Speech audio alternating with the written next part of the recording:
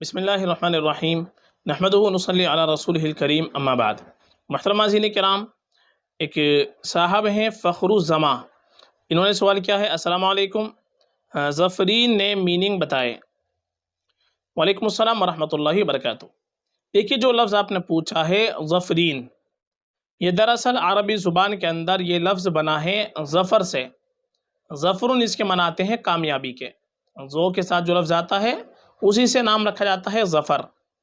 اسی سے یہ نام آپ نے جو لکھا ہے اسی سے نام بنایا گیا ہے ظفرین۔ تو یہ لفظ اگر ظفر سے بناتے ہیں، ظفر سے بناتے ہیں ظفرین، تو اس کے معنی بنیں گے کامیاب، فتح یاب۔ تو رکھنا چاہے تو ظفرین نام رکھ سکتے ہیں، ظفرن سے یہ لفظ بنے گا عام طور پر۔ تو معنی کے اعتبار سے کوئی خرابی نہیں ہے، معنی کے اعتبار سے صحیح ہے، نام رکھا جا سکتا ہے۔ ہاں، زیادہ بہتر یہ ہوتا ہے کہ ہم اپنی بچی کا نام صحابیات رضی اللہ عنہ اجمعین کے ناموں پر، ازواج مطہرات کے ناموں پر، جو نئے خواتین گزری ہیں ان کے ناموں پر نام رکھ لیں، یہ اور بہتر ہے، باعث برکت ہوتا ہے۔ اور آپ کو نئے نام دیکھنے ہیں، صحابہ صحابیات کے نام اگر تلاش کرنے ہیں، تو ہم نے صحابہ صحابیات کی بہت ساری ویڈیو ان کے ناموں کی بنا رکھی ہیں۔ آپ ہماری پلے لسٹ کے اندر جائیں گے تو وہاں پر آپ کو ایک پلے لسٹ مل جائے گی صحابہ صحابیات کے نیم۔ اس میں لڑکوں کے لیے بھی لڑکیوں کے لیے بھی صحابہ کے نام، صحابیات کے نام، بڑے پیارے پیارے نام ہیں۔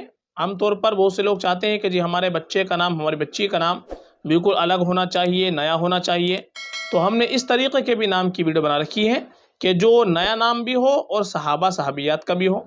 تو اس میں آپ دیکھ سکتے ہیں ہمارے پلے لسٹ کے اندر، وہاں پر آپ کو بہت ساری ویڈیو اس طریقے کی مل جائیں گی۔